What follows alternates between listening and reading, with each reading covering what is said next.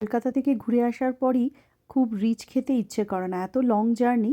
তাই এই ধরনের চিকেনের একটা স্টিউ বলতে পারো বা স্যুপ বলতে পারো, আমাদের বাড়িতে কিন্তু খুব চলে। তো তার জন্য প্রেশার কুকারের মধ্যে 1 চামচ সর্ষের তেল নিয়ে তাতে বেশ কিছুটা রসুন কুচি, কিছুটা পেঁয়াজ কুচি, একটা তেজপাতা একটু ভাজা ভাজা করে তাতে নুন দেবো, আর দেবো চিকেন। এবার চিকেনটাকে একটু নাড়াচাড়া করার পর তার মধ্যে জুলিয়ান করে কেটে রাখা বেশ কিছুটা আদা দিয়েছি। আর মশলার মধ্যে হচ্ছে 1/2 চামচ হলুদ গুঁড়ো, 1/2 চামচ জিরে গুঁড়ো, 1/2 চামচ কাশ্মীরি লাল লঙ্কার গুঁড়ো, আর বেশ কিছুটা গোটা গোলমরিচ, 2টো এলাচ, একটা দালচিনি স্টিক। এই হচ্ছে মশলা।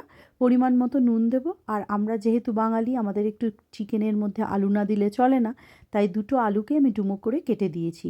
এবার একটু নাড়াচাড়া করে পরিমাণ মতন গরম জল দেবো, আর জলের পরিমাণটা একটু বেশি দেবো যাতে এটা একটু সুপি খেতে হয়।